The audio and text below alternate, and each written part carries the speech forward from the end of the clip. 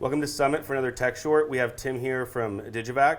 We're going to talk about the Summit Apollo vacuum controller. And today what we have set up with this device is an Agilent IDP7 pump. We have a vacuum sensor at the top end here, which would simulate having the vacuum sensor next to your pumps. We have the first location vacuum sensor, which would simulate the vacuum sensor at the short path, and then we have a sweep valve installed here, along with a shutoff valve on the Apollo. And we're going to go into some of the details on the product first before we go into a in-depth review of how to operate the screen with all the different features. So Tim, tell us how this thing started. So you and I were working together, and we had just worked on the SVG1, and you said, hey, I really want to automate this short path, and I want to make it easier for people to use. And a few things you wanted is the ability to see pressure points, not only at the condenser, but also at the pump. That way you can actually see that differential flow and really understand what's going on with your short path. And that was the SVG3, and that went pretty well. Remember, you started using diffusion pumps. So we added a sensor so we could put that right on the diffusion pump so we could really do that high vacuum stuff when that was really sort of the thing that people really wanted to do. Next, we said, okay, let's try to do some sort of control. Let's make it so, when we're boiling things off, let's nail that thing at 2 millibar so we can get a lot of those volatiles off before it gets sucked in the pump. The Sojovac is a great pump, but even if we can keep it a little higher, we can make that last even longer. That didn't take off as well, but we'll talk about it. Yeah. The last thing we did, which was crazy, was this sweep valve thing. Yes. Remember that conversation? Yeah. You're like, hey, Tim, I'd really like to do this. Do you have something like that? I'm like, yeah, we've got something, and it works really well. Yep, it has to be just implemented into a more control factor for our application versus like a standalone box, because then you have to tie different boxes together and make them communicate. It's a little bit more complicated. So what was your idea in that whole sweep thing? Like, how did that come to you? So I was doing some research, and I found that in a petroleum distillation system, sometimes the column will subcool in process just because of how molecules are moving through it. And during certain processes, they would send in hot steam, and they'd flush the system with steam in between the process, which would keep the system warm and also move the volatile molecules over to their desired location. So what we did was we first started experimenting with the short path. We would run it, and then we'd hook up a little hose and then blow smoke into it. And we would notice that when you did that, you could actually see smoke going through it. So the concept was the surface tension where the molecules come off normally requires, say, X temperature and X pressure. And if we were to sweep the surface of those molecules,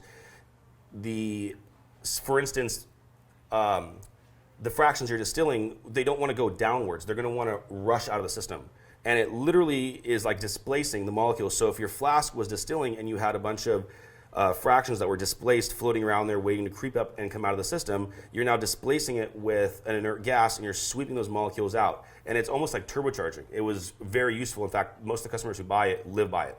One of the really cool outcomes of that is we learned in the Sojovac's operation, if you sweep heavily, you will be able to remove all of the volatile compounds or your terps in your head section immediately, and at the same time it displaces it supersaturates the oil with that displaced vapor, and so it dries your pumps out while you're operating. Another really cool feature is if you were drying your pumps out and the system's shut down, you can move the sweep valve over to your Edwards and dry the oil out much faster because it displaces it. It supersaturates it with the inert gas, and everything else wants to jump out of it.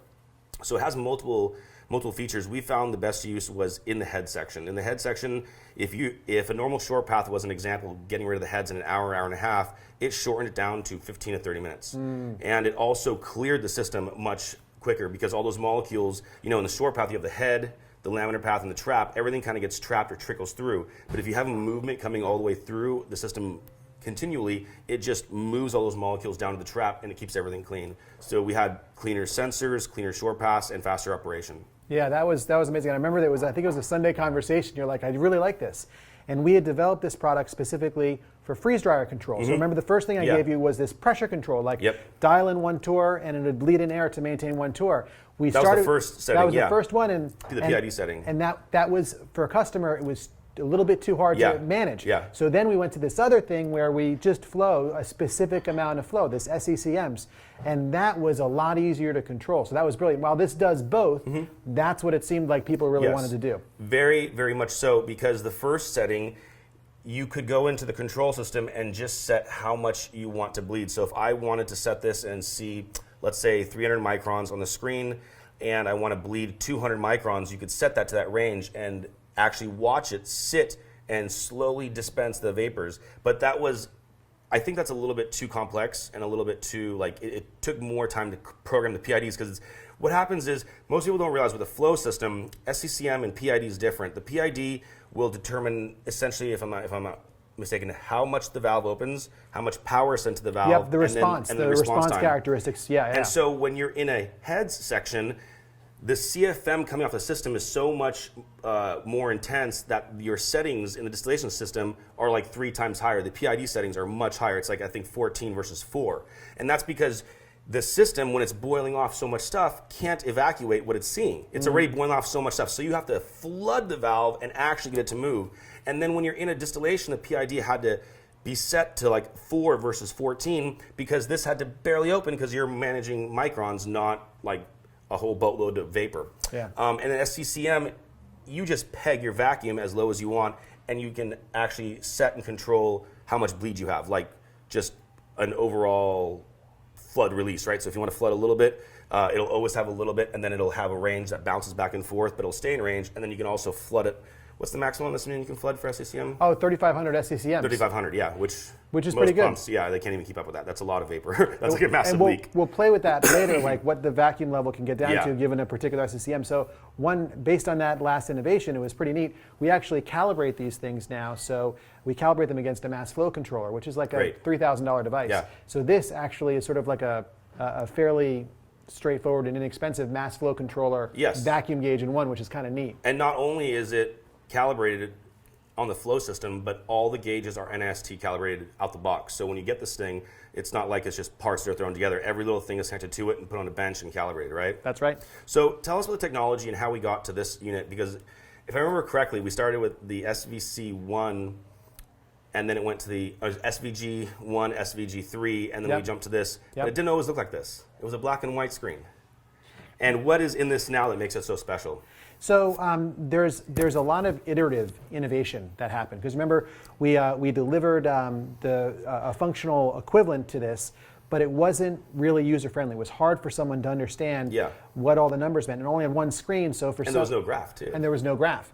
And so from a usability perspective, it wasn't so good. And also, we had a wiring problem, because you have all these short path systems, and then you had the display with all the wires, and it was really difficult to get all that stuff working. So the usability wasn't good. So your idea was, hey, let's make this super easy, which I loved. Let's put it on a touchscreen, and if you could, let's separate the wiring piece of it from the display piece of it, so I can interact with the display near the place where I want to see, and then I can have all the connections in a different spot to sort of keep the whole setup clean. Yep. Now, what makes this type of vacuum controller more advanced than, like, say, the Bullseye? Let's talk about the accuracy, the things you can hook up to it.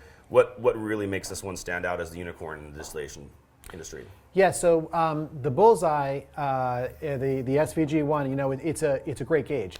It's a one-trick pony. It does that really well. What this adds to that is it basically has very similar circuitry to the Bullseye, but it multiplies it by like 3 or 4. So this has 3 sensors, can have up to 4 sensors.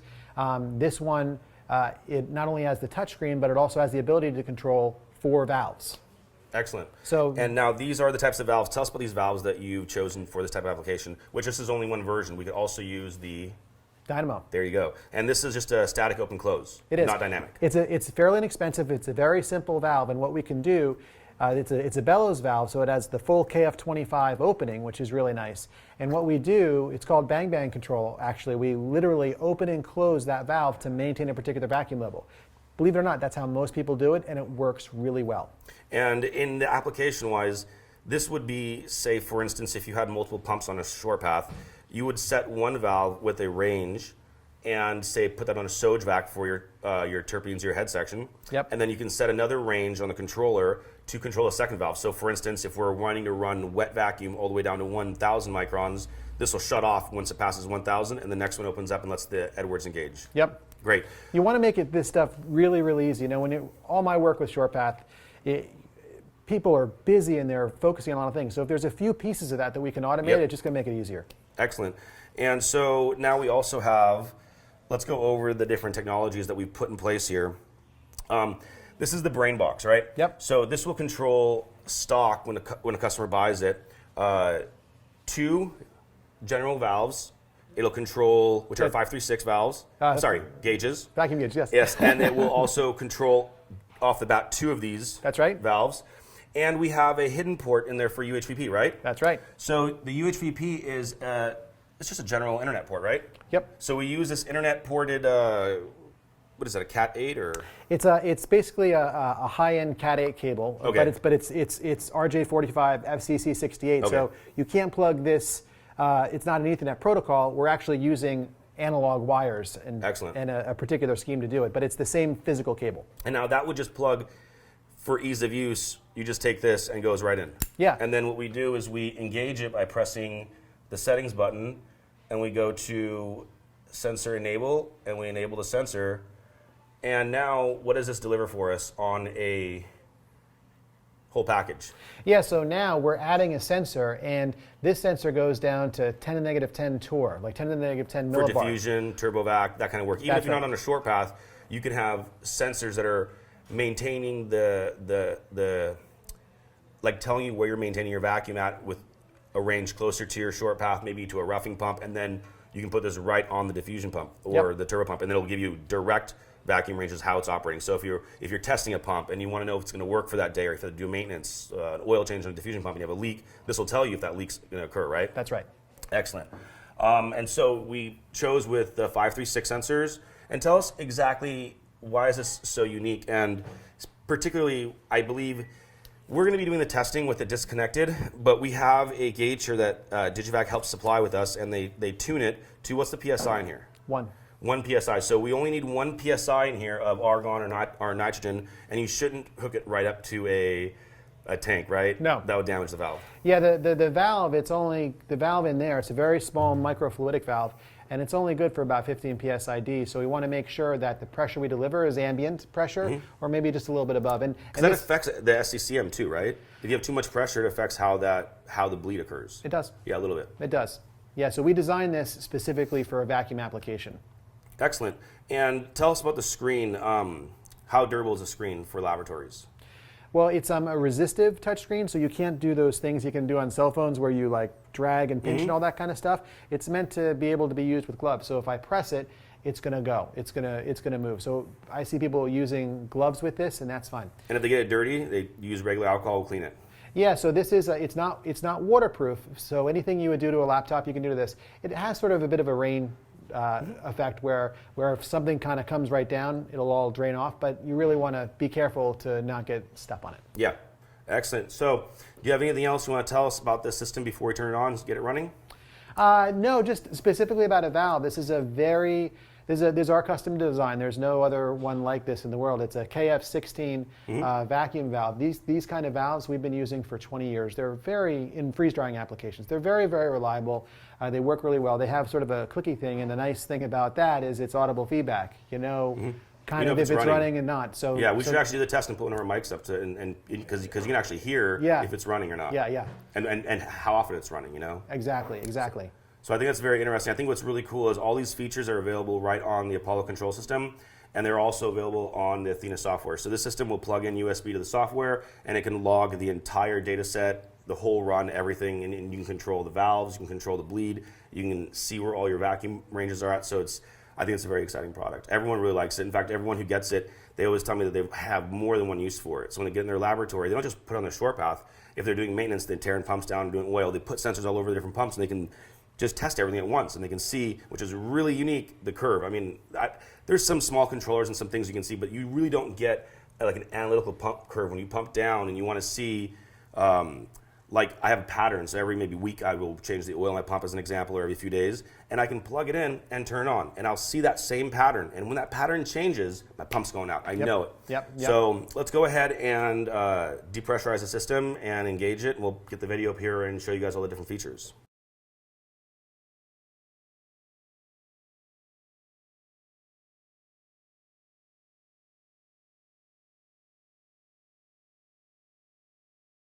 So the first control lever we have here is isolating the vacuum system so we can control pressure.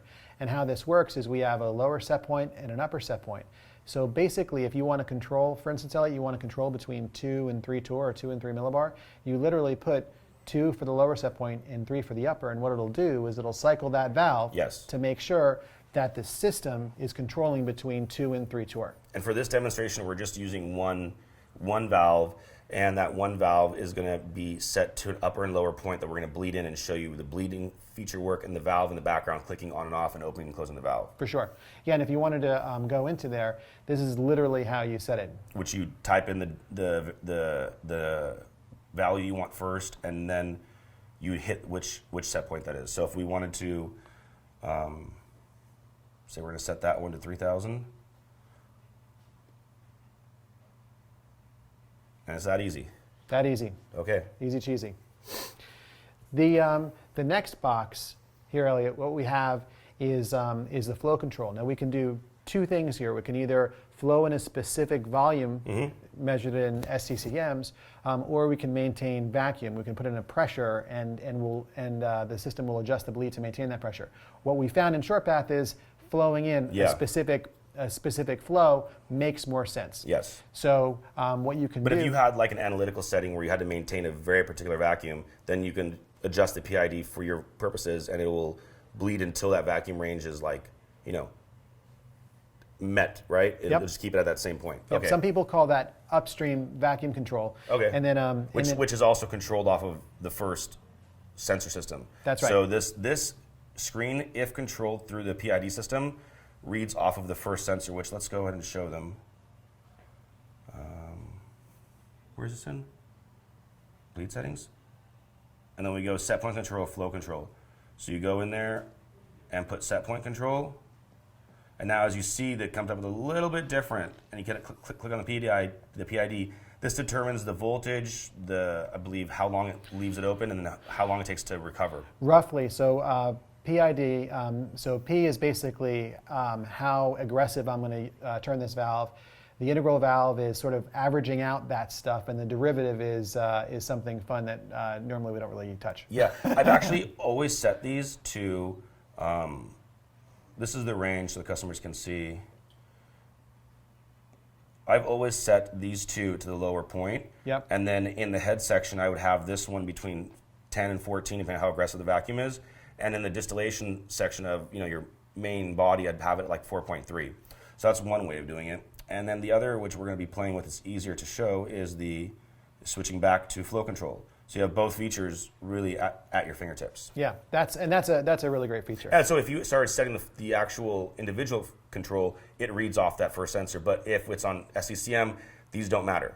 That's right. These will just tell you what the ambient vacuum is. So it's not matching it or mating to it. It's just, hey, I'm at 100 micron and I'm flowing into 300 microns worth of gas kind of thing. Yep. Okay. So let's go ahead and turn this on, and we'll watch. It's really important. We want you guys to see how this represents the pump curve. When it starts to pump down, that's what you look for as an owner of the Apollo system that you can use to maintain your vacuum pumps a lot more often with very, very clean results. So now we're pumping down. You can sort of see this curve start going down. This is a logarithmic scale, so that way you can get the whole 7 decades of what you would be interested in ShortPath. You can see that whole thing on one graph. Yep. Right now we're on 1 minute because we're doing a lot of videos, but you can set this horizontal time frame to a minute, 6 minutes. I usually reset it because it makes that graph the widest up front. Yeah. But it's really cool because it'll show you from the moment you turn it on till the moment it tests at baseline. Gotcha. Why is the rough pump lower than here? So the roughing pump will always be a little bit lower. In this scenario, the sensor for this location, let's just call it For instance, this is the wrong one. We'll call this one sensor 2. So sensor 1 is right at the short path, so it's the furthest point away. Sensor 2 would be at the pump. And whenever you put a sensor right at the pump, you get a very direct response. It's not like balancing out the vacuum in the system. It's reading the molecules that are rushing down the system. So it's always, reading next to the pump is always a little bit lower than the actual short path itself. And right now we're also running on a scroll pump, so it's very gentle on how it removes the molecules in the system. If we had like an Edwards pump, these would be a little bit closer together because the vacuum is much more aggressive. It's pulling it out very aggressively. Yep. So here's a very important thing to see is how that pump curve works. So if you were operating it one day and this thing started to move up and have a really erratic behavior, then you know the pump is either needs to be rebuilt, replaced, or so forth. Now, so let's go ahead and start playing with the bleed control. Yeah, so right now what happened is it went past the set point because the pump is pretty powerful here. And then so if we want to bleed a little bit of air back in, all we got to do is set it to something and press start. You'll hear the bleed starting to go and air is moving in. You know that air is moving in because this pressure is increasing. Okay, I'm going to move my mic over here so people can hear this. Yeah. Do you have a response from the camera for that? Yeah. So now what you see is we just raised above that 3 torr, that upper limit, so the valve now opened and it's connecting the vacuum pump to the system, and now what's happening is it's going down.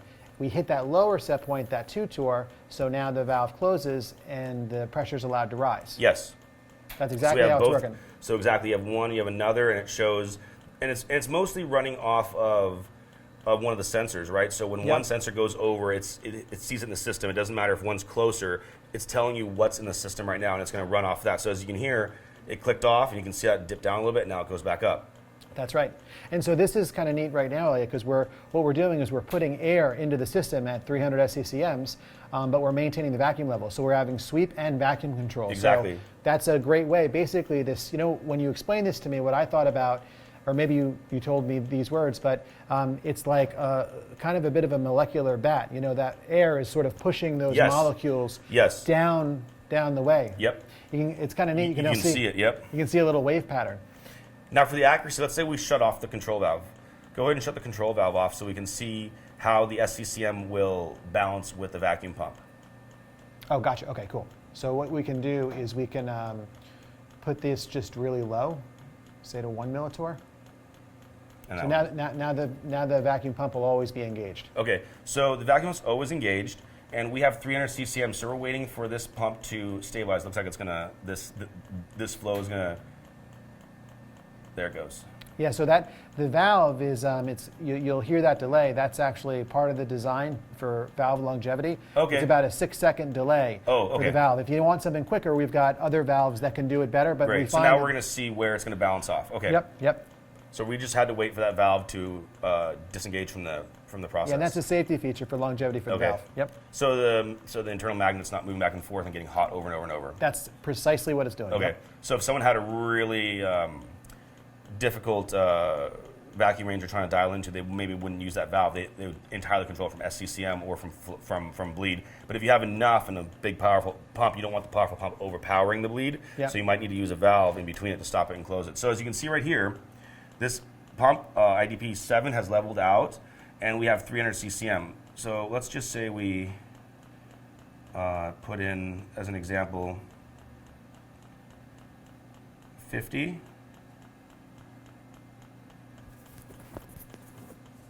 So we're bleeding in less air. Less air, less.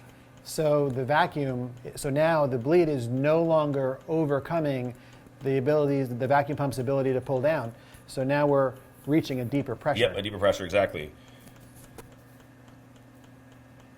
And when we control the vacuum with this upstream, with this bleed, that's precisely what we're doing, is we're letting in enough air to maintain a particular level. Exactly. And here we're effectively manually doing it. Yep, and right now it's still dipping. It hasn't leveled out, but it's about to level out. We have this control valve on the top here, and the numbers are just about to stop moving. So that means at 50 SCCM, and so we have a vacuum point on a device that's not bleeding in any extra air. We're just bleeding it in ourselves. We're able to maintain, this is close to about 400 It's about 400, and we put in 50 SCCM, and we're about 474. So it's really close. There's a little bit of a range, but I think that just has to do with balancing it out. But let's try this again. So if we stop this, let's see where it levels out at. Because we're about 472, right? Yeah. So it goes right down. Goes right down. So you know the nice thing about this, Elliot, is you can balance vacuum level and Yep. flow. It's just where that is set. It's like a recipe. Like, what do you want to use? Do you want a little more flow, a little less flow? Mm-hmm. Well, I want this vacuum level, so maybe I'll use a little less flow Yep. in order to maintain that. You can balance those variables, where before this you really couldn't. It was hard to. I understand that. So now that we wait for this to level out, we could adjust this on a slower amount. Say 5 CCM. So the useful range of this valve, Elliot, is really about 25 SCCM. So we'll start at 25. Yeah, it doesn't really resolve any better than That's fine. 25 SCCMs. If a customer wanted to do that, We would change the sweep valve itself. that's right. We would actually, to get that kind of granularity, we'd have to go to a mass flow controller.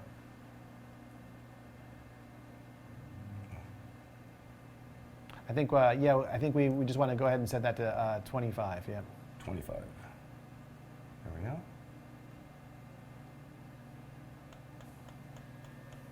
So now that's cool. So we reached 70 millitorr, and now with 25 SCCMs, I'm guessing it'll stop at 250. What do you think? Probably. I think it's easier to control with the exact micron range on the PID setting, but it's harder to do that. Yes. It takes a little more skill. But you'll be able to set this up in your laboratory and say set up a short path, and then when it's dead, just not operating, you can start bleeding and see where your vacuum system balances. Of course, this is a scroll pump, so if we used an Edwards pump or a system with a blower on it, these numbers, they wouldn't go up so high and then come back down. They would literally just creep up a little bit because the system behind it's overcoming the leak so much. And the That's IGP7 right. doesn't overcome a high vacuum leak as much as, say, an Edwards pump does. That's right. That's right. And you're about close. 243 and 292, so 243 at the pump and 293 at the first location. Woohoo! We're going to engage the UHVP, the third sensor, and what this is going to do is it's going to show you this line right here and the dip and how that reflects for the customers on the screen, like what they're expecting to see. Oh, there we go. Sorry. That's okay. Perfect. And then it says Rotovap. We're all funky today. There we go. Perfect. So you'd have the first location, second location, and your third location desirable. Now let's turn this on. And as you can see, this UHVP line is now going to start dipping, and we have a turbo attached to this, a high cube. So one thing about this particular sensor, Elliot, is it's a combination Pirani cold cathode gauge. And the thing about the Pirani cold cathode gauge is the Pirani that's used in here is very inaccurate near atmosphere. I think you saw like 1 million torr. Yeah. So don't even think about looking at Exactly. this gauge until you're like below 1 micron. below. It'll be pretty good with the Pirani at about a torr or 1,000 microns, and then it'll take over and get really accurate. It's actually plus or minus 30% below 1 micron. Okay, but if the customer is using it, they wouldn't want to buy this type of setup or use this for like dirty work. It's No. for UHVP. That's right. So And also, if there's a you- bunch of sparks in there too. Yeah, so if you want to watch 1,000 micron range, you use a different sensor. But if you want to look below 1 micron, at the multiple decades below, this is what we're looking at. Right. Which is, it's right about the dip it. So we're going to see exactly what it's going to say. Yeah. And it's independent. So you can run these two sensors on your short path, and then come back and have this hooked up to a UHVP system, and it'll tell you what the UHVP is running prior to engaging it. So Yep. if you have a problem, you just keep your system stalled, reduce the temperature, and then go maintain the system that it's attached to, pull it down, watch what it's reading, and then say, okay, we're ready to switch valves over and engage the UHVP. Yep. So now we're at 10 to negative 5 right now. Excellent. So that's 10 to negative 3, 10 to negative 4, 10 to negative 5. So 4.5 times 10 to negative 5. We're in the 5th decade now. Yep. Okay. Yep. So yeah, so that works really well. But this sensor, you want to make sure keep it clean, Yes. and you should really isolate it. So if you're going to have it in the system, and it's going to see higher pressures or it's going to see solvent and things like that, isolate it before you get to those higher pressures and those Which solvent is loads. why we could have the switch valves. Yes. So you can program them for different ranges. And so if your turbo pump's running, you don't want to flood it with a bunch of gas and throw the blades everywhere. What are you going to want to do? isolate the system, it's going to shut down automatically, and then your other pumps take over. That's a great application for this, yep. So what we'll use is sometimes we'll use these medium vacuum sensors. We'll use those medium vacuum sensors because they're very inexpensive and they're very robust. Excellent. So we'll use those to tell me when it's safe to use my really expensive sensors. Yes, excellent. And now we're creeping on the bottom of the fifth scale. Yep. We're about to hit sixth scale. I think this pump's only been running for like a couple seconds too. Yeah, so the nice thing is this sensor is right on the pump. So yeah, it's going to give us an instant reading. Okay. So here we are into the sixth. Into the sixth scale. Now, the deeper vacuum you have, Elliot, it's pulling all these molecules out.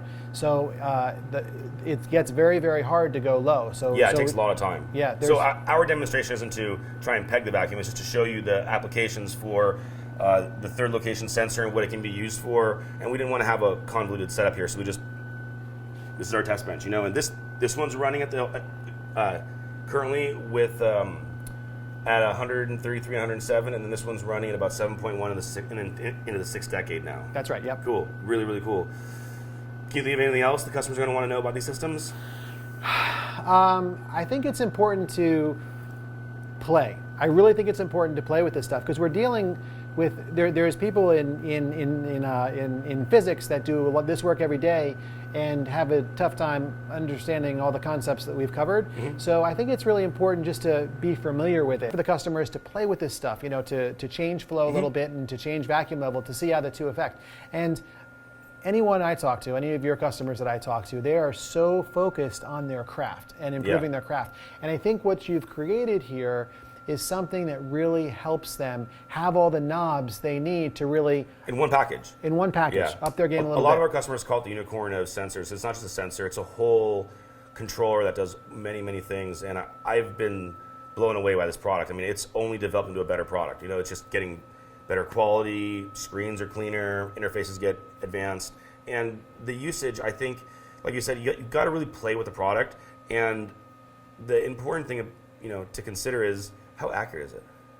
What's the accuracy? So if I have a pump or I'm working on a pump for someone and I hook up and test it to this, how accurate is this?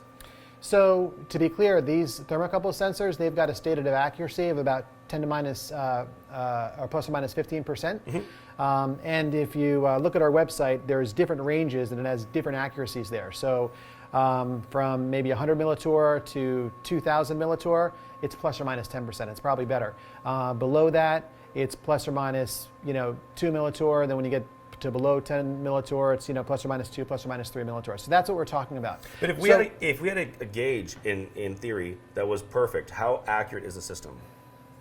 It's very accurate. So it's to an NIST standard.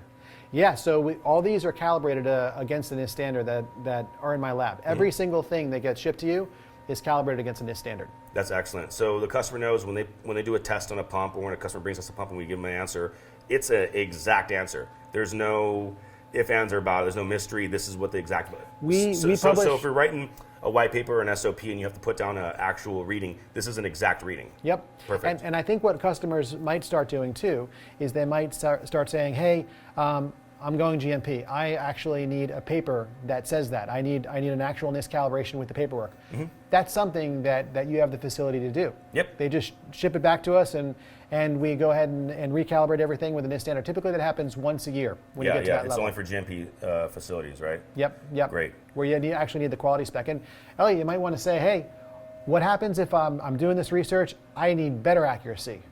The nice thing about this system is we built this thinking about people doing really, really good research and creative research. Mm-hmm. So now that's when we can start adding capacitance manometers and other things.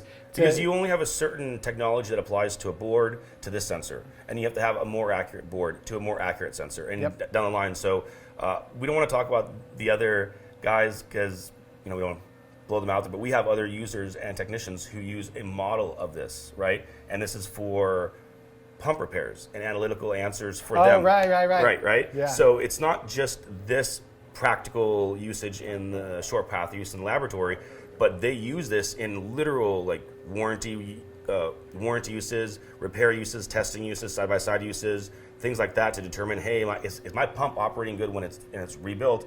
Is that curve what I'm going to expect? Or are the numbers so far out that I've identified that I did a bad rebuild kit? You know, Yeah. things like that. So it has a wide range of uses. I think aerospace too, science can benefit. I have many space agencies that use this particular product. I've got most of the manufacturing firms that use this product. I've got laboratories, national laboratories that use this product. Yeah, so I mean, while we develop this with your customers in mind, there's a broad range. It's a And very good. broad range. It's that accurate that people love it that much in all the other industries. All the things that we've built in, the ease of use, and basically the pocket knife of vacuum gauges and controllers. You know, we've built something that someone can really get up and running very easily. And like you said, if they needed another accuracy, we just take the same platform, change the boards out, change the sensors out, and now you have a slew of different options you can have at your fingertips. Absolutely. Excellent. Well, give us a call if you have any more questions about this. This is the Summit Research Apollo vacuum controller. It's going to come stock, just so you guys know, without the control valve and without the UHVP. So it's the control module, the screen, and 2 sensors, and that will get you going pretty much for almost all uses, right? It's the next level customer, and you don't want to always make the bill so big. So let's start off with the basic set, and then if you need to use one valve, you have one valve. You need to use a second valve, use a second valve. Yep, and it's all ready to go. It's not like you have to send this back. You just plug stuff Exactly. in, and you can start using it. You just add a sweep valve. Now you've got that sweep feature, but it's built into the base. Exactly. Awesome. Thanks, Tim, so much for showing us the product. All right, so some extra content here. We're going to have Tim describe what he just did and what the system is doing. So should we stop this when we do this? Sure. Okay, so we're going to stop the bleed. And Tim's going to explain what exactly it is that he set up. Yeah, so what I did here is I set our throttle set points to control between 500 millitorr, or 0.5 torr, and 510 millitorr, or 0.51 torr. And it's kind of neat. So what will happen is that this reading, which reflects basically our vessel pressure, that'll stay between those two. You'll notice that it's a tight vessel. Nothing is moving. The pressure isn't going up. So I'll introduce a slight leak, specifically 25 skims into the vessel, so we can see the control actually work. It's going to get a bit above 510. The valve's going to engage. Then it's going to come back down. Notice the color change when it's happening. Yeah. So we're going to point at that so the customers can see. There we go. Yep. Now the valve is closed. It's normally in the closed position, so if power goes off, it's safe. It's all closed. The system is isolated. Yep. So this is a nice way to do pressure control while having a particular flow rate. Yeah. Now, for instance, we could, put up the flow rate quite a bit. In this case, the vacuum pump actually can't even keep up. Yeah. Which is kind of neat. So another thing we can do is just sort of change this set point, maybe change it to, maybe between 10 torr and 90. Oops. 9.5 torr. So Gotta now bring it up some. Yep. And so it's nice having this ability to flow gas in and vacuum control all on one screen.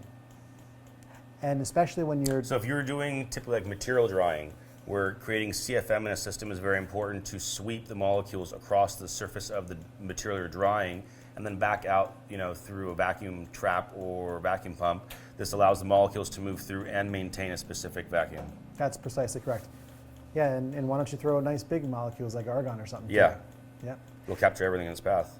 So it's really cool. It's working really nice. Yeah. When it shuts down, it's so quick that the system doesn't even leak that much. You have to increase. The bumps are pretty heavy and they go on and off, open, close, open, close. Yep. Very, very nice. Yeah, and we're set up here to maintain the life of the valve, so the valve is cycling at a certain speed. And you were saying you had an option if they needed a more cyclic valve technology, they would just order an upgrade or upgrade to the package, and it just changes the valve itself. Yeah, so the valve can be cycled a little faster. Yep. So that's some pretty neat stuff. Now, if you want better control than this in an isolation way, then we can do the dynamo, and we can talk about that next. Yes. Should we do some pressure control? That's Yeah. bleed? Go ahead and let's keep that valve always open. So set it to 1 as you normally do. And what we'll do is let's stop this. Go and stop that there, nice and dandy pen. And let's go to the PID and show the customer the other way of controlling the sweep system. Let's go ahead and set it to 150. Got it? I'm sorry, 250. Oh, 250? Or do you want to go 150? That's fine. 250 is nice. And then what's the PID? Let's see the PIDs. PID is a lot. Okay, that should work. so we have these PIDs increased. The reason why they're increased is because during a normal distillation, your molecules are already rushing through, and the indifference is very, very small. It can continue to travel in path. This type of system, we're just bleeding the stuff as much as possible to show you how it can control it. Yeah, typical values for PID in this system is 12, 5, and 1. So, wait. Oh, I'm sorry. So we're going to watch this. So notice how our vacuum level right here with this pump, what's the lowest this pump will go? Is about 100, do you think? A little lower, but yeah. Yeah, so we're going to wait for it to peg out, just get a little bit level. I think we should be around good here. So we're at about, no, it's going lower. 82, 81, 80. It's nice and dry now. Yeah, everything, all the sensors are dry now too. Yeah, you're right. Might as well just go ahead. So we're going to try and get to 250. The point of this is we don't want to exceed 250. So let's go ahead and turn that on. And now this is with the PID setting at a micron rate. So instead of just having a general gauge here that just tells you where you're at and you're flooding the gas through there, it's going to meet it with sensor 1 and maintain that value. That's right. So sensor 1, we want to make sure that the pressure inside this vessel is 250 millitorr. It's like a processor. You're watching it. It's moving slow. Mm-hmm. Very accurate too. Yes, yes.